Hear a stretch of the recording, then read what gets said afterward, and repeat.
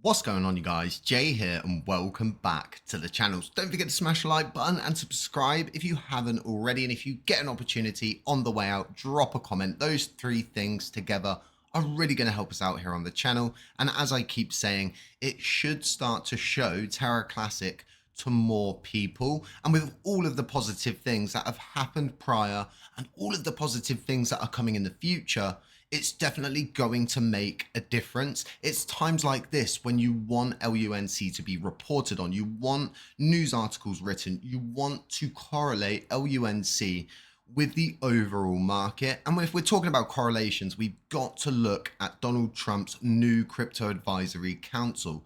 And this is going to be done with all of the industry leaders. When it comes down to industry leaders, it's a bit hit and miss, really. So it could be good, it could be bad, but the overall beneficial thing here is a crypto advisory council.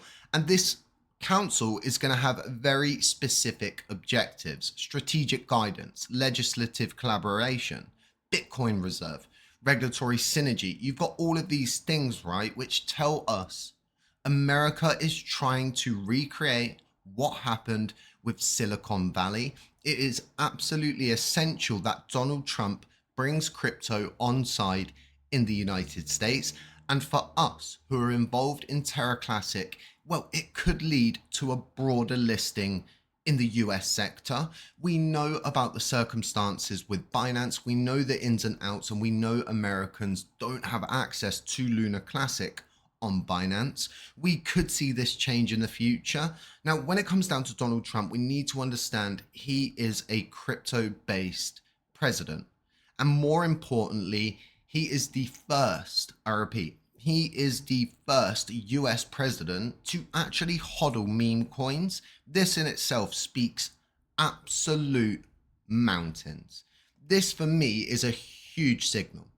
It tells me that the meme sector is here to stay.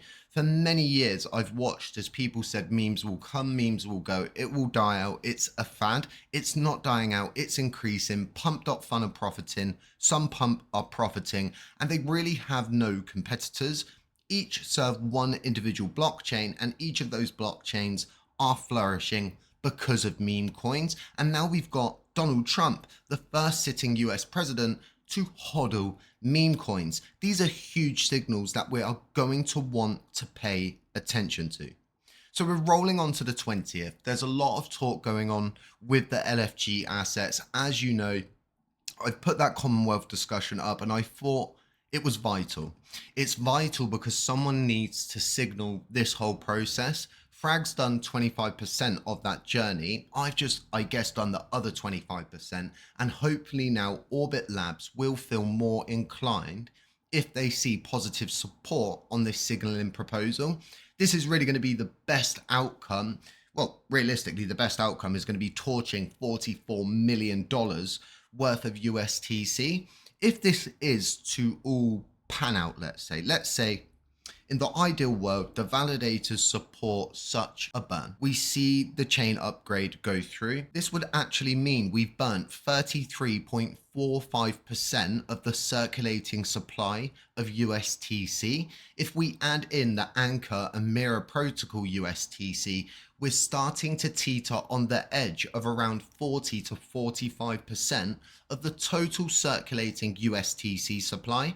This isn't something that's small. It's being overlooked in a substantial way. People are not grasping the seriousness of the situation. A repeg has never been more achievable if in fact these assets do burn. And absolutely all of this, you guessed it, is going to correlate with Trump's presidency, his crypto advisory council, the United States becoming the center point of crypto, fostering in one of the best environments for developers, builders, holders, anybody that wants to get involved in crypto. It's going to be much more beneficial and it's going to be perceived in a better light.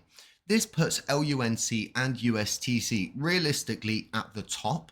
When we look at Shib's Bride all the way up to the top, they rode it because Vitalik burned 50% of the overall supply.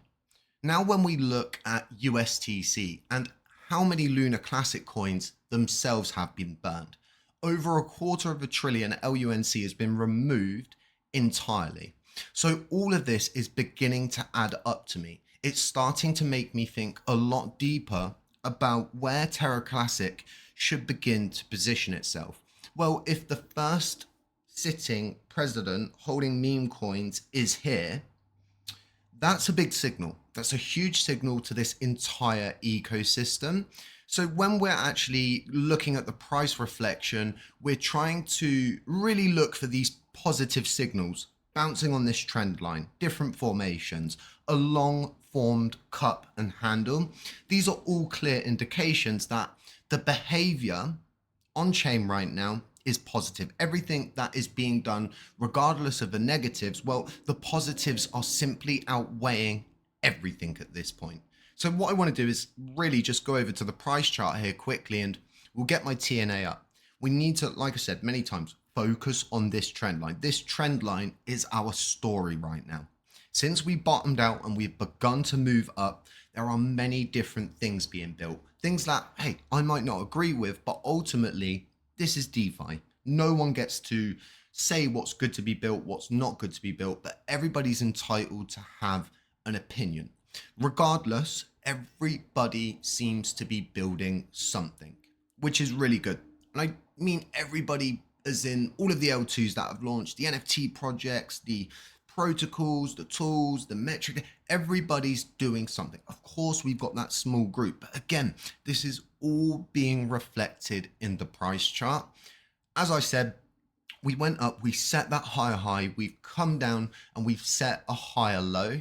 We're now bouncing along this trend line and we are looking on the day view here. And what we're currently seeing is a possible double bottom. This is very bullish. This puts my price target that I've circled higher up into the realms of reality.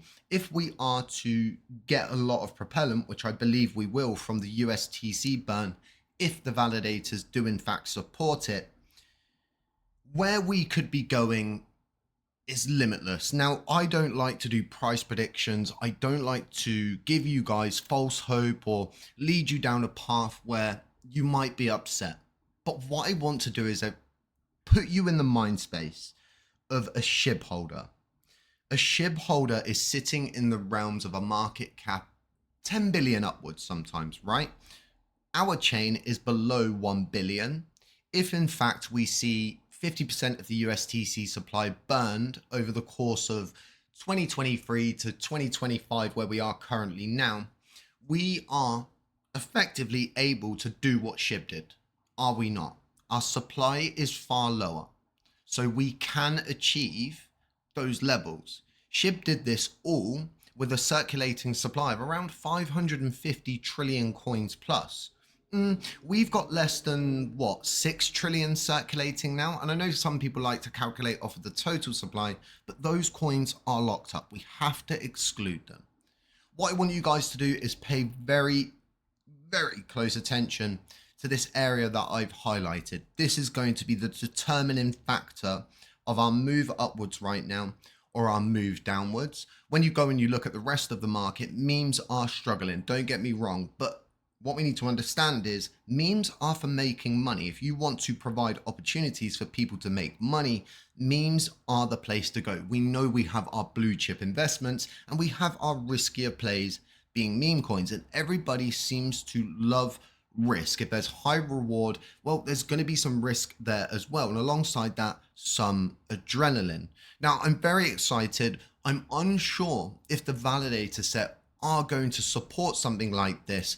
But essentially, you're going to figure out who's doing the research, who's an actual validator, and who's really working towards a brighter future. If we can burn, like I said, this 33% of the USTC supply as we lead up to Donald Trump's inauguration, this crypto advisory council, XRP's exploding, DeFi's going crazy, the meme coin sector's probably going to blow up again soon. And we are on the cusp of greatness. And I really do think this could be the thing to tip us over the edge. We've made so much work leading up to this point that realistically, if we are to give the bite and crunch right now, we would say to everybody, essentially, the LFG reserves are going to be the bite. Okay, they're going to be the bite in this scenario. And if we are to say what is the crunch, it's going to be those 8 wallets that I've mentioned in a previous video. That's going to be your crunch. And we're going to bite and we're going to crunch. We're going to move forward. We're going to bite some more. We're going to crunch some more. We're going to move forward. And every step we take forward as an ecosystem is going to draw in more people. And the only way to really bring in more people than we're already going to be bringing in is just to be positive, be supportive of all of the different things that are going on, and really think outside of the box. That's what I've done with Project Remedy. I'm very excited for it, and I'm very bullish on the Luna Classic chain, just because we've made so much effort to get to this point. Think about how much work went into simply burning all of that Anchor and Mira funds. Have we had any backlash? Of course not, because the court documents tell us exactly what to do. Chris Armani told us exactly what to do. But guys, look, don't forget to smash the like button, subscribe if you haven't already. It's really going to help us out here on the channel. And aside that, stay safe, stay humble, stay aware, and I'll catch you in the next one.